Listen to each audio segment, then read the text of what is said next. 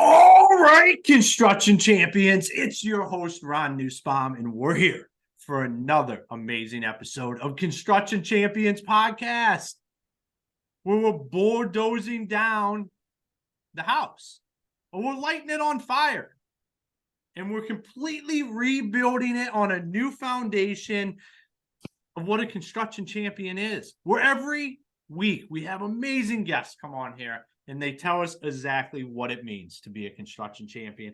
And I am super excited for our guest here tonight. Steve, it is great to have you on Construction Champions Podcast. Dude, it is freaking awesome to be here, Ron. Thanks for having me on the show, man. Awesome, man. Steve, you're a legend in the area. You have your own podcast that you've been doing, Blue Collar PS, for many years. You're a consultant. You've helped out tons of people in blue collars and construction. It's a passion of yours. I know that. But what I want to know about, Steve, is what are you most excited about with what you're doing right now? What we're doing right now, we're doing a couple amazing things. So as you mentioned, we're highlighting in the blue collar space, just the whole notion of what it really means to focus on trades and where there's gaps in our school systems, where there's gaps in our education systems, where there's gaps in our communication with our own kids on what it truly means to work in the trades, work with your hands, the thinking that goes on, the money that can be made, and the falsehood that you have to go to college when you can work and do great things working in the blue collar space. So that is one thing that I'm super stoked for with our Blue Collar BS podcast. And then the other thing is just my clients, working with them, helping them truly more than 10x what they're truly capable of and how they can actually thrive, still have a family life, make money, give back to the community, and just in general, run a business without having constant stress, constant frustration, with their teams, with their customers, with their vendors, and then also with their spouses. It's just we're doing some really, really cool things right now. So just having a lot of fun doing it. I love it. True champions win at every aspect of their life. It's not just a business. They win personally, they win financially, they win with their friends. And here on Construction Champions, we're a firm believer that you don't need a college education. Amen. I barely made it through high school to get where we're at. And I like to say a lot of times I got my education in the Marine Corps. And then that's where we led into where we're at today. So I'm going to jump right in there and I'm going to ask you the $1 million question. All right, let's go. Steve, what makes a construction champion? Dude, just like we talked about right before we started recording, it's about taking freaking action. So let's talk blue collar construction space. And let's talk about the action and because we focus on in our podcast, we're focused on the communication. It's taking action to educate people. It's taking action to have the conversations on what it really means and requires to work in the blue collar space, to educate our youth that this is a viable option. It's about taking action, like with your product, taking action to take the steps to enhance how we communicate with each other, from the construction firms all the way down to the residents when we're working with residential construction, also with each other, right? We have to take action. We can't sit back on our laurels, sit back on our ass and go, hey, I wish somebody would do something. No, get off your ass and take some action. So to me, to be a true a construction champion, it's all at the end of taking action. But it's not just, hey, I want to, and I'm going to dabble in that. No, it's getting to the point where we're obsessed about the action that we're going to take. I love it. Action is something that's near and dear to my heart. I truly believe like that is the foundation of everybody's success, is taking action. So you help guys take action. I can sit here and talk about action all day long and wow, it's bullshit if you're not taking action. And I just sound like a talking head. But we have you here Yeah. actually helps work guys through this and gets them to take that action. So I'm super excited to go down this and hear from you on how do we get there if it's not something you're comfortable with?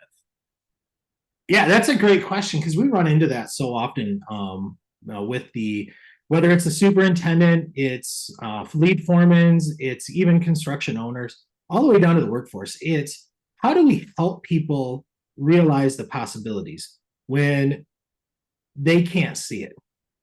And the first step we have to show them is what is actually possible and break down the barriers. So when we say what's possible, what we're really talking about is helping them see the vision when they can't really see it. So some people are visual.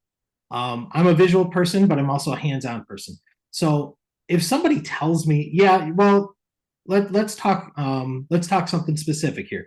Let's talk, hey, I want to help someone from like a foreman. I want them to realize, hey, I can build this house in 3 weeks. Right from a slab in 3 weeks. How many people are going to say that's bullshit? Almost everyone you talk to. Almost everyone you talk to. So what do you have to help them realize? You actually have to show them the way. Show them hands-on how it actually can be done. And it starts with the right plans. Like obviously you got to have the right plans, but you have to have the right team in place. And it's not just having the right team in place, it's having the right team in place, locked and loaded on all the right steps. So when we traditionally put together a schedule, it's I'm going to schedule supplier A here. I'm going to schedule supplier B next. I'm going to schedule supplier C next. And I'm not really looked at staggering and overlapping and actually working in quadrants on a house and actually doing a progressive build. And when you start talking like that, people are just blown away. Like, I don't understand how you can do that. So now I have to step back and I have to show them how this can actually be done, whether it's through automation or it's actually through hands-on. How do we actually do this? And we start, very basic, pencil and paper. Let's just talk through what needs to happen. Don't tell me that it can't be done. Think of all the ways. Well, if you knew how to do it, what would you do? And that's always the critical question. If you knew how to do it, what's the next step you would do? So we have to showcase. So that's the first step, is showcase the vision and get them to buy in. If they're not buying in, I can't help them move. The next thing I got to do is I got to help them understand what is the next step to take. So I share the vision. Now what do I got to do? And it's so much so it's actually writing out and listing out. I'm going to take this is step 1, 2, 3. It's kind of like writing an operating procedure for someone so that now I can actually rinse and repeat. So I give them a guide on how to actually do that at a high level. I'm going to put one foot in front of the other. I'm going to take a foot. I'm going to take this foot, my right foot, and I'm going to take a step forward. How far am I going to take a step forward? I don't know. I might fall down. Who knows? I might do the splits. Might bust a kneecap. I don't know. But this is what we're going to do. Right? So that starts to set the precedence for how can I help somebody realize the vision, buy into the vision, do the next steps, and then help guide them along the way. Because that's where a lot of leaders will fall when they hire coaches and consultants. There's nobody there to help guide them step by step along the way. Right? And so if you think everything that you've learned along the way, you've had a guide. Usually. So either somebody's there at a very high level, making sure like you're going to learn through tough love, or they're going to help guide you like when you're like, hey, I do need some help. But what really happens is you're going to figure it out. Whether it's through somebody just kind of guiding and nudging you, or it's somebody from top level going, wow, you just bit that. That really hurt, didn't it? Yeah. What are we going to do again next time? All right, now get off your ass and get up and do it again. Right. And I'm right here. If you have a question, holler, but let's go. So that's what we have also found is like we need to help guide those people. And through that, we can actually get to the next steps in the vision of realizing, hey, this actually is possible. So I just heard something fascinating right before we got on here to do Yeah. this. And we're talking about coaches. So this relates is how many Olympic athletes have a coach? Every one of them. Every one of them. Multiple. They actually have multiple. And then how many? And then think about how many Olympic coaches actually have a gold medal. That is that one. I do not know the stats on that. That I is don't know the stats either, but that it's when you're talking about different levels of coaching and there's a difference in the yes, results. I mean, yes, a lot of the effort and action has to be there, but also there's some coaches that just win. Like I'm yes, a huge Phil Jackson fan. Like he yes. won.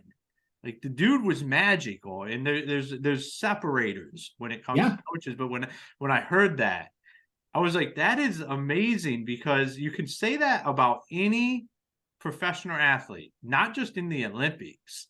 I mean, how many football players have personal coaches and all of that stuff? Mhm. But how many of those coaches have been on a Super Bowl team? Like, Exactly.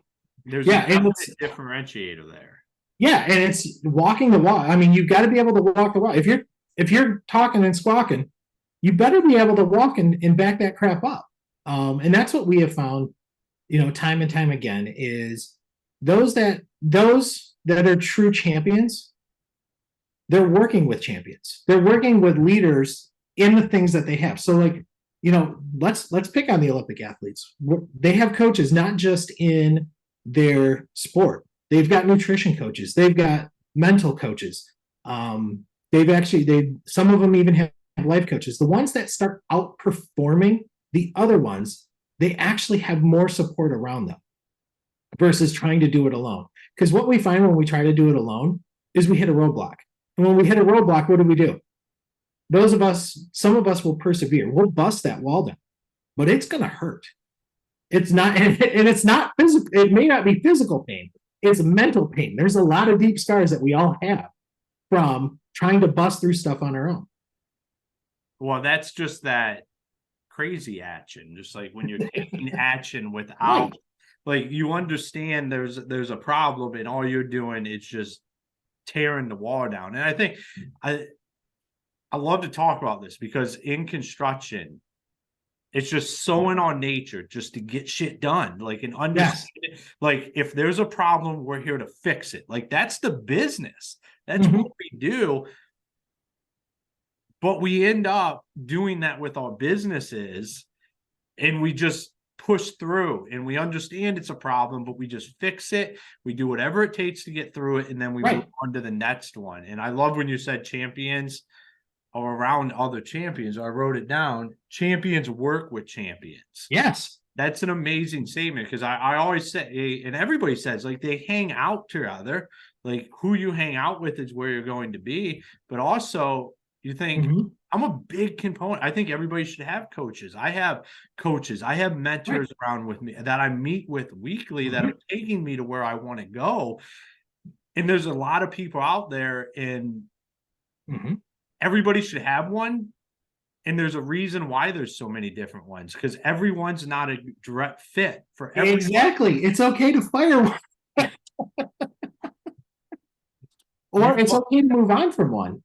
Totally okay. Like I've done that with some of my mentors. It was just, hey, we've got to a point where we've we've achieved our goals. I'm looking for something new. I know I need to find somebody new. We know things need to change.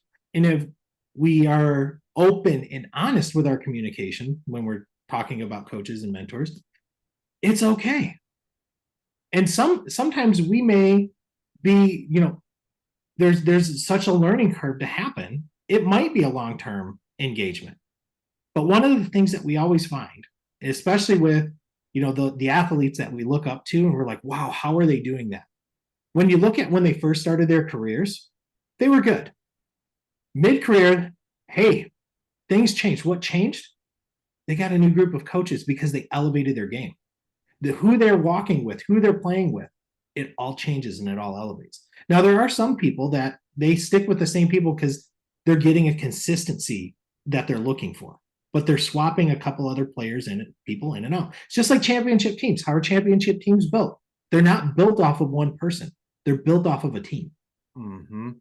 right? And it's no different than our construction teams, right? We've got to have the right people on in the right seats on the right moving all together. And if we don't, it's okay to swap people in and out. And so when you talk about that championship team and that championship dynamic in coaches. So I think a lot of when you talk open communication, and I think this is a conversation that don't happen enough. I don't Right. that I know of. I'm gonna to just say it is I'm very clear with what my expectations are when I'm working with somebody. And that Mhm. is to get like you as a coach is to become fired. Like my Yeah. goal is for you to move me along and find the next person I need to be speaking to. Like Mhm. that's the end goal. Like there's only so much capacity. And if people understood like this, I'm really good. I'm not a coach or a mentor or anything. I'm just speaking You from are. my Yeah. mind. If people would do this, is like, hey, I'm really good at getting guys from 500,000 to just over 1 million. My Mhm. goal is to get you to 1 million as fast as possible. So then you don't need me, but I got the guy that can take you from 1 to 5. Right. And like to me, like that's how this stuff just continues, and we create these funnels, these environments where Yep. you're just always trying to work yourself out of what Mhm. you're doing. Like in business, that's what we're always trying to do. We're trying to work ourselves out of that job. Correct. How do we get to a point where somebody else can do that? I can train them. And I think the coaching industry could take a lot from that and say, Mhm. hey, like I just want to get you to that next level and to that next person because that's what I'm really good at. And that's the clarity Yeah. I have with people I work with. It's That's like, amazing because that's not what actually happens. What actually happens is people think they can get people from A to B. And then once they get them from A to B, all right, now what's your C? And I'll help get you there. Even though you might not have any idea how to get them there, then what happens? Things start to sour on both sides. Both sides get aggravated. Now, the side that was doing well with coaching is no longer doing coaching because now they have a bad taste in their mouth because they didn't have a good relationship. Why? We weren't clear on setting expectations and forecasting the vision for what truly is possible.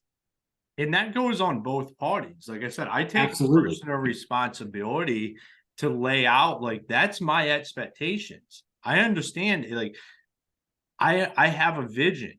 I'll say this is my vision. This is where I want to go. I understand Mhm. you have been here. I am not there. I want you to get me to there. Right. And then I want you to introduce me to the person that can take me to the next step. That what's the Mhm. steps along that totem pole? Because I know you know the person because you have been here. I'm down Right. here. I want to get to where you have been, and then I Mhm. want you to introduce me to the people that are up here where you have been. But I Right. understand I can't get introduced to those people until I've hit there's certain points. And Yep. we have to understand that as entrepreneurs and as business owners, that they're all boxes to check. Like you don't just go sit in the room with the guys that are doing 100 million when you're doing 5 and expect like that's going to get you to Yeah. 100 million. Like there's There are stuff so that many mental shifts that have to happen. yeah, so you have to first get to that 10, that 15, and Yep. then you meet the guys that are doing 25, and you never stay the big dog in the room. And I think that's another industry norm. We're just knock down some of the industry norm bullshit Right. when it comes to this is guys like to be the big dog in the room, They do. and They that do. doesn't benefit anybody. No. Well, who it benefits is a lot of the little ones. But those that want to be the big dog in the room always want to be the big dog in the room, and there's no room to grow. Mhm. And Sometimes they're so far ahead that their advice is irrelevant to the little dogs. I see right. that all the time where the advice being given is, yeah, it's good advice from where Mhm. you're at, but like you're giving it to somebody that has to just figure out like some basic operation stuff to Yes. get to the next level. And you're talking about stuff that's down the journey for them. Yeah. So let's talk something specific. Let's talk construction industry. Let's talk taking a residential construction firm to going to industrial, commercial. So that's one of my sweet spots. So from a mindset perspective, first it starts off with mindset because whatever you're doing in residential, while it translates, You have to make a mental shift, because what your workers do, if you have a workforce or you're a GC firm, what you do actually shifts, and mentality shifts, because no longer are you doing, 330 or 300 to 600 homes a year. You might be doing 50 to 100 jobs a year, maybe, depending on how you structure. So now your team is different. All your finances are different. Even your organizational structure might be different, because now how you're set up, you have to change. Well, once you start hitting, and we look at revenue per employee, once you start hitting, when you hit 400,000 in revenue per employee, that's the target. When you hit that, now you actually have to switch focus to a leadership strategy. Do I have the right leadership in place? Because I can continue to grow, but if I don't have the right leadership in place, things start to fall down. And what starts happening is now I'm adding additional people. My revenue per employee drops, and if we drop below 250, now we don't have the right work for the people we have. We have to make adjustments. And what happens is it's not one-to-one scalable. So like if I get to 10 million, what I'm doing at 10 million isn't one-to-one scalable for what I need to do at 50 million. I have to change. I have to be able to pivot and change as I'm monitoring what my revenue per employee is. So it's really interesting when you get into that mindset of actually growing and scaling businesses. Like you mentioned, somebody at 50 million, their mindset and what they have to do is something totally different than somebody at 10 million. It's completely different. Mm-hmm. It's astronomically different. Yes. I mean, yes. I've been to over 25 million a year, and it's completely different than 3 or 10 or 15 or even 20. Like stuff, you start to get systems that the systems change. Like you put all this out and shit breaks. Yeah. You have to rebuild it out. You just become good at consistently doing that. But it is all about the leadership team and building that team up, and how do you continue to develop that is one of the things that gets people over a lot of those hurdles and will continue to grow their businesses. Right. And especially in today's market where we have, a lot of roll-ups and stuff happening, and you can go from a couple million a year to 15 million, but through a few different acquisitions, and merge all that together and only understand how to run a $3 million company. I think people really have to think through the processes and what exactly they're doing, and what that leadership team looks like, what for assets and key players you're acquiring in those kind of situations. Absolutely. So I absolutely love the conversation here today. I think, I might have pissed off a few people out there, but well, you know what? We're not the right flavor for everyone. That can be the norm. I mean, I'm Ron Nussbaum. Everybody listens pretty much kind of knows what to expect. And, I'm willing to just call a spade.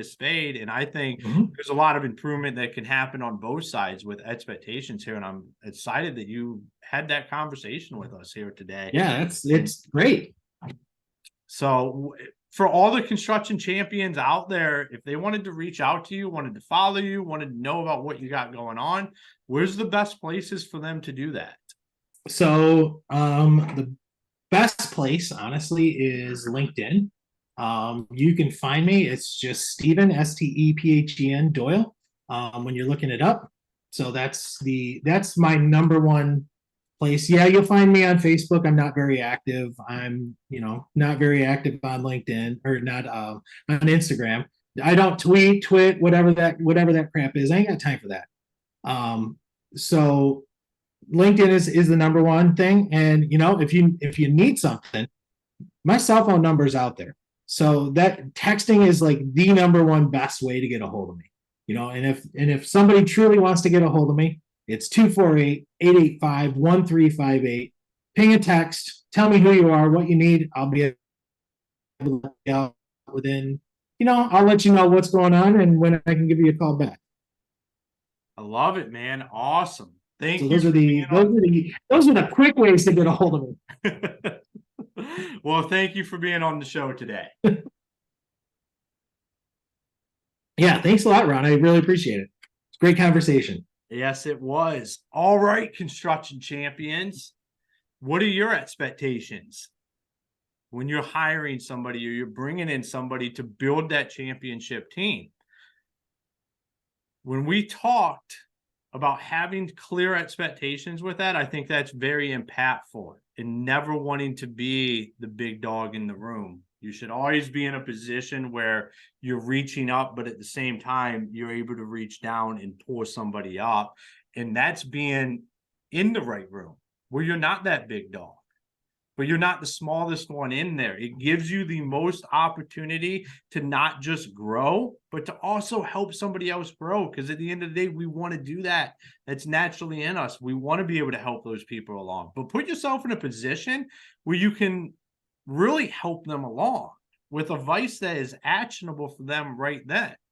Which leads me to the beginning of our conversation. Action. None of this happens without action. Without picking the phone up, reaching out to Steve, reaching out to somebody that you relate with, that you know is going to help take you to the next level. And then, like I said, have that clear understanding with them on what that next level is and what your expectations are when you reach that next level. So, construction champions, make sure you go to constructionchampionspodcast.com, check out our partners and our sponsors, and then hop over to Facebook, where Steve's not hanging out that much, but I'm going to get him in our mastermind group and join our free mastermind group, Construction Champions Mastermind Group, where we're bringing together guests. I'm the host, so of course I'm in it. So we're bringing together guests, listeners, all in one place, and we're just having open conversation about what it is to be a champion in the construction industry.